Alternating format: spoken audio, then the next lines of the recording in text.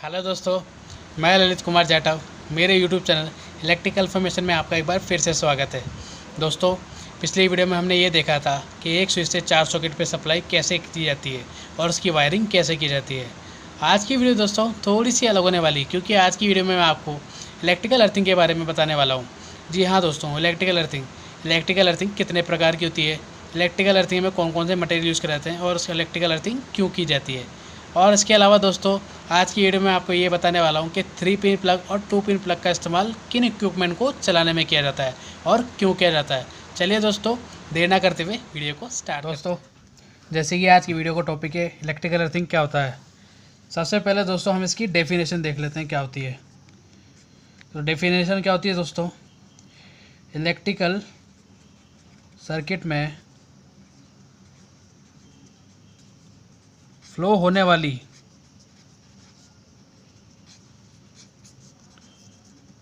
वो unwanted current जिसकी हमें ज़रूरत नहीं होती, उस करंट को भूमि के यानी कि अर्थ के अंदर ट्रांसफ़र करने के प्रोसेस को अर्थिंग कहते हैं। ये तो दोस्तों हो गई इसकी डेफिनेशन। अब दोस्तों हम ये देखेंगे कि अर्थिंग के टाइप्स कितने होते हैं। तो आ जाते हैं हम इस टॉपिक पे, टाइप्स ऑफ अर्थिंग। चलिए दोस्तों अब देख लेते हैं क्या टाइप होते हैं। पहला होता है दोस्तों पाइप अर्थिंग। दूसरा होता है दोस्तों प्लेट अर्थिंग। और तीसरा होता है दोस्तों रॉड अर्थिंग। और चौथा होता है दोस्तों स्ट्रिप या फिर वायर अर्थिंग। और पांचवा होता है दोस्तों कॉइल अर्थिंग। इसके अलावा भी दोस्तों एक और अर्थिंग होती है जिसे हम हैंडपम्प अर्थिंग कहते हैं।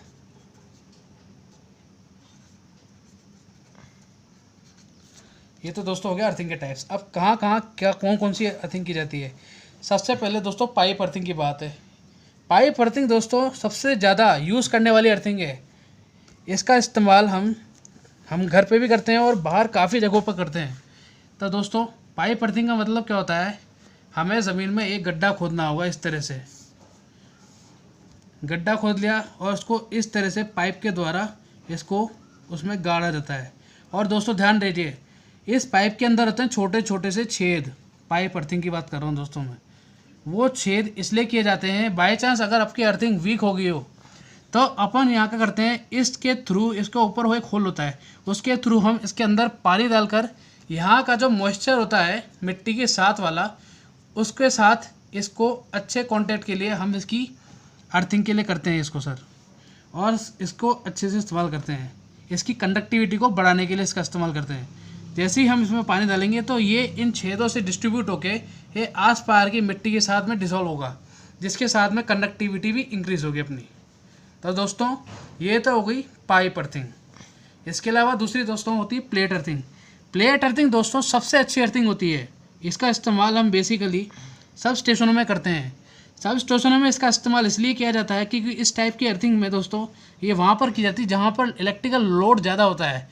जैसे कि एक सब स्टेशन हो गया, या फिर कोई पावर प्लांट हो गया, या फिर दोस्तों कोई भी इंडस्ट्रीज हो गई। वहाँ पे क्या होता है दोस्तों, लोड ज़्यादा होता है, इसी कारण इसका इस्तेमाल किया जाता है। अब प्लेट अर्थिंग में दोस्तों हम किस मटेरियल का इस्तेमाल करते हैं वो देख लीजिए। प्लेट जो होती है दोस्तों वो ज़मीन में इस टाइप की होती है, जिसके अंदर हम चाहे तो अपन ये कॉपर की स्ट्रिप लगा सकते हैं, या फिर दोस्तों हम चाहें तो एक वायर का टुकड़ा यहाँ पर नट बोल्ट की सहायता से उसको कस करके इस वायर को अर्थिंग के रूप में इस्तेमाल कर सकते हैं। दोस्तों आप इस्तेमाल कर लिए दोस्तों। इसकी जो ये होती है प्लेट, ये हम 3 चीज़ों की इस्तेमाल कर सकते हैं दोस्तों। पहला होता है दोस्तों कॉपर, दूसरा होता है जीआई यानी कि गैल्वनाइज्ड आयरन, और तीसरा और आखिरी होता है दोस्तों कास्ट आयरन। इन 3 मटेरियल को दोस्तों हम इस्तेमाल करते हैं प्लेट अर्थिंग में। अब इन तीनों में से कौन सा सबसे बेस्ट है वो देख लीजिए दोस्तों। सबसे पहले आती है बात कॉपर की। तो दोस्तों आप जैसा जानते हैं कि कॉपर जो होता है वो इलेक्ट्रिसिटी का काफ़ी अच्छा गुड कंडक्टर होता है, और ये आसानी से हमको अवेलेबल भी हो जाता है। तो दोस्तों जैसे इसकी मोटाई कितनी रखनी वो मैं बता देता हूँ आपको। अगर बाय चांस आप प्लेट अर्थिंग में कॉपर का इस्तेमाल कर रहे हैं तो उसकी दोस्तों मोटाई अगर आप 3 mm यूज़ कर रहे हैं तो वो काफ़ी होगा। इसके अलावा दोस्तों अगर आप गैल्वनाइज्ड आयरन का इस्तेमाल कर रहे हैं प्लेट अर्थिंग में तो उसकी मोटाई दोस्तों इससे दुगनी हो जाएगी, 6 mm की। यहाँ पर इसलिए फ़र्क होगा क्योंकि जो कॉपर होता है वो काफ़ी अच्छा गुड कंडक्टर है, जो कि आसानी से इलेक्ट्रिसिटी को कंडक्ट कर सकता है। इसके अलावा जो ये होती है अपने कास्ट आयरन दोस्तों 12 mm होता है। अगर आपको कास्ट आयरन की प्लेट लगानी है तो वो 12 mm की लगेगी। तो दोस्तों इसी के हिसाब से हमें इसमें जो भी मटेरियल का यूज़ होता है वो इसके हिसाब से होता है। अब रही बात दोस्तों इसकी कॉपर की, तो दोस्तों कॉपर जो होता है वो काफ़ी अच्छा गुड कंडक्टर होता है, जो कि 3 mm की जो पतली सी शीट है वो काफ़ी होती है उसके लिए। अब बात आती है दोस्तों, ये तो हो गई प्लेट अर्थिंग। अब बात आती है रॉड अर्थिंग। अब रॉड अर्थिंग का दोस्तों इस्तेमाल वहाँ पर किया जाता है जहाँ पर बालू वगैरह होती है। अब बालू का नाम हम इसलिए ले रहे हैं क्योंकि बालू में दोस्तों मॉइस्चर जो होता है वो बहुत ही कम होता है, जिसके लिए हमें ज़्यादा गड्ढा गहरा खोदने की ज़रूरत होती है। तो इसके लिए हम रॉड अर्थिंग का इस्तेमाल करते हैं। रॉड अर्थिंग क्या करते हैं दोस्तों, रॉड अर्थिंग एक तिखोली चीज़ होती है जिसके हम गहराई से गहराई तक उसको खोद सकते हैं। तो दोस्तों ये होगी रॉड अर्थिंग। इसी तरह से हम आते हैं स्ट्रिप और वायर अर्थिंग में। स्ट्रिप और वायर अर्थिंग का मतलब होता है दोस्तों इसका इस्तेमाल वहाँ पर किया जाता है जहाँ पे पत्थर ज़्यादा होता है, यानी पथरीली जगहों पे। अब पथरीली जगह यानी कि ज़्यादातर इसका इस्तेमाल हम ट्रांसमिशन लाइन में करते हैं। ट्रांसमिशन लाइन में दोस्तों आपने देखा होगा कि इस तरह का एक पोल होता है जहाँ पर इस तरह से ये 3 होते हैं, तब एक वायर निकल कर ये डायरेक्ट अपने ग्राउंड में जाता रहता है इस तरह से। तो दोस्तों ये होगी इसकी स्ट्रिप और वायर अर्थिंग। अब कॉइल अर्थिंग दोस्तों, कॉइल अर्थिंग का इस्तेमाल मोस्टली हम रेलवे में करते हैं। रेलवे में जहाँ पे जो ब्रिज होते हैं उनके लिए जो अर्थिंग की इस्तेमाल कर देती है उनकी अर्थिंग वो होती है कॉइल अर्थिंग। कॉइल अर्थिंग का इस्तेमाल रेलवे में जो ब्रिज यूज़ होते हैं वहाँ पर किया जाता है। अब बारी आती है दोस्तों हैंडपम्प अर्थिंग। हैंडपम्प अर्थिंग क्या होता है, जो आप जानते हैं कि हैंडपम्प जो होता है इस तरह से होता है, कुछ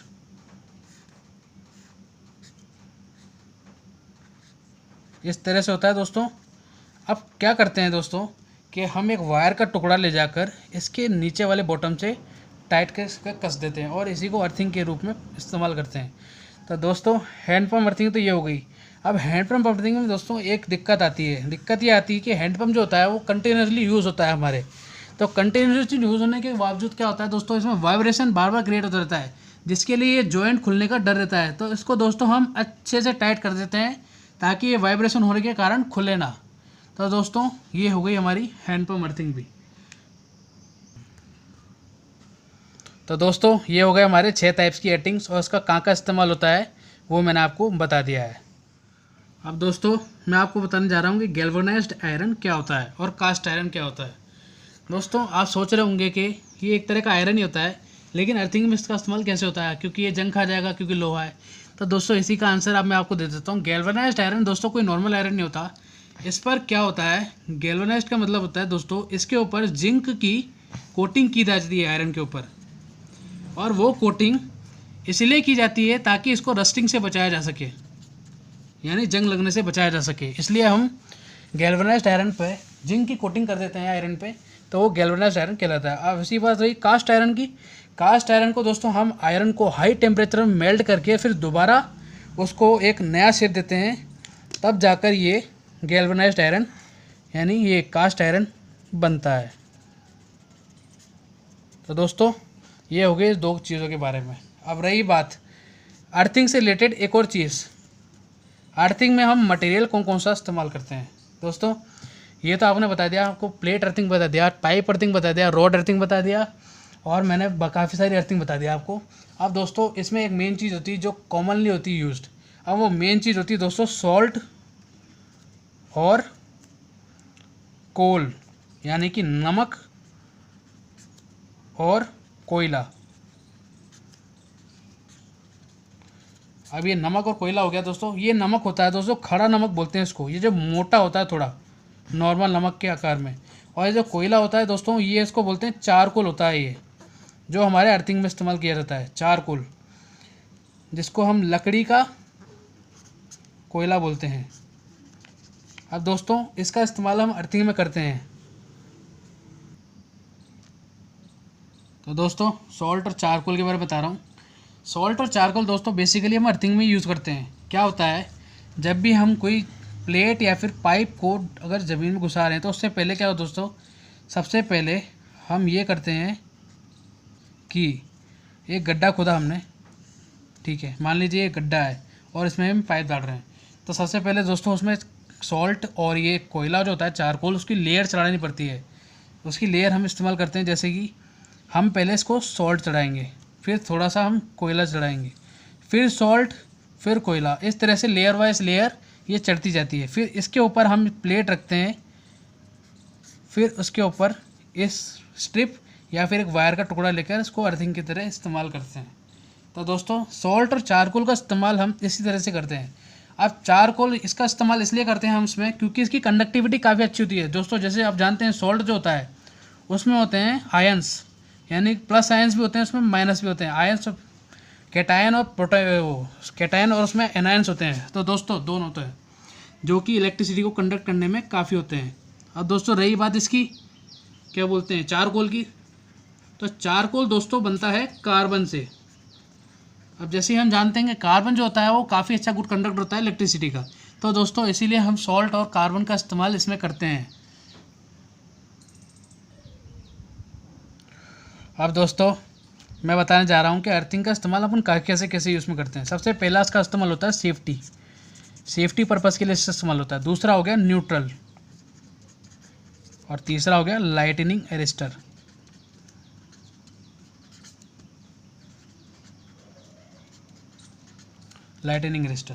अब सेफ्टी दोस्तों कैसी हुई, सेफ्टी दोस्तों आप हम जानते होंगे कि हमारे घर में सबके कूलर होता है।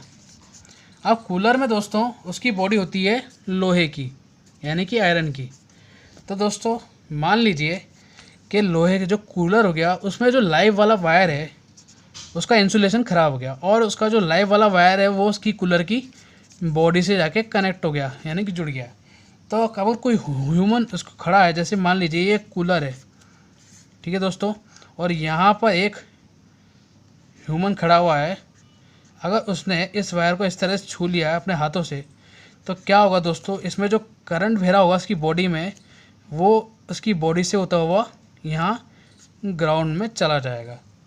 अब दोस्तों रही बात इसकी, क्योंकि इसमें अर्थिंग अपन प्रोवाइड नहीं करी, अगर अपन उसको अर्थिंग प्रोवाइड कर देंगे इस तरह से, तो क्या होगा दोस्तों, अर्थिंग का जैसे कि रेजिस्टेंस हमने बताया है कि अर्थिंग का जो रेजिस्टेंस होता है वो बहुत ही कम होता है दोस्तों। अर्थिंग का रेजिस्टेंस कम होने से ये फ़र्क पड़ता है दोस्तों कि अपन जब भी इसको बॉडी को छुएंगे तो करंट क्या होता है, करंट हमेशा लो रेजिस्टिव पाथ को ही छूता है। जहाँ का रेजिस्टेंस कम होगा करंट हमेशा उसी पाथ को चूज़ करता है। यहाँ का रेजिस्टेंस बिल्कुल कम होता है दोस्तों अपनी बॉडी के मुकाबले, क्योंकि एक ह्यूमन बॉडी का रेजिस्टेंस अप टू 1000 ओम होता है, 1000 ओम के कारण, और ये अर्थिंग का रेजिस्टेंस होता है 10 ओम से भी कम। तो इसका रेजिस्टेंस कम होने से क्या होता है दोस्तों, जो लीकेज करंट होगा वो अर्थिंग के थ्रू ग्राउंड हो जाएगा। तो दोस्तों अब बात कर लेते हैं हम अर्थिंग रेजिस्टेंस की।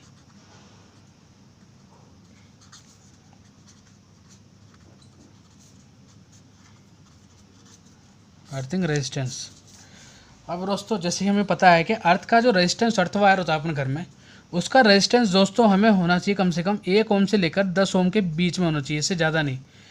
इससे ये फ़र्क पड़ता है दोस्तों कि अगर रेजिस्टेंस ज़्यादा हुआ उसका अर्थिंग का रेजिस्टेंस ज़्यादा होने के कारण जो लीकेज करंट होता है वो ग्राउंड नहीं हो पाएगा, वो हमारी बॉडी में कंटिन्यूसली फैलता रहेगा, मतलब उसमें फ्लो होता रहेगा, जो हमारे लिए डेंजरस है। तो दोस्तों अर्थिंग का रेजिस्टेंस कम करने के लिए हम कुछ मेथड्स का इस्तेमाल करते हैं। पहला मेथड हो गया, जो भी हमने उसमें इलेक्ट्रोड लगाई है उस इलेक्ट्रोड की हम गहराई बढ़ा देंगे, यानी कि डेप्थ बढ़ा देंगे। ठीक है दोस्तों, डेप्थ बढ़ाने से क्या होगा कि हम जैसे जैसे अपन गड्ढा खोदते हैं दोस्तों, अपन को याद होगा कि मिट्टी में नमी होती है। अब तो जैसे जैसे अपन गड्ढा खोलते हैं तो मिट्टी में नमी होती जाती है। नमी के कारण क्या होता है दोस्तों, अगर हमारी मिट्टी में नमी होगी तो क्या होता है दोस्तों, उसकी कंडक्टिविटी काफ़ी अच्छी होती है। तो दूसरा पॉइंट हो गया दोस्तों, उसकी जो भी मॉइस्चर होगा उसमें उसको मेंटेन करना, यानी टाइम टू टाइम उसमें पानी डालना, टाइम टू टाइम उसकी मॉइस्चर करना, यानी पानी डालना उसके अंदर। तीसरा हो गया दोस्तों, जो भी उसमें हमने यूज़ करा है, जैसे कि हमने सॉल्ट हो गया और चारकोल हो गया, इसको प्रॉपर तरीके से उसके अंदर फिल करना। तो दोस्तों सबसे पहला तरीका हम क्या होता है, मैंने ये नहीं बताया आपको कि सॉल्ट ज़्यादा डलता है हमें यानी चारकोल डलता है। तो दोस्तों हमेशा ध्यान रखिएगा, हम हमेशा इसको ज़्यादा डालते हैं, यानी कि कोयले को ज़्यादा डालते हैं सॉल्ट के मुकाबले। फोर्थ पॉइंट हो गया दोस्तों, अगर अपने एक इलेक्ट्रोड से काम नहीं हो रहा है तो उसमें हम 2 इलेक्ट्रोड भी लगा सकते हैं, यानी कि अर्थिंग को और स्ट्रॉन्ग बनाने के लिए 2 इलेक्ट्रोड का इस्तेमाल कर सकते हैं।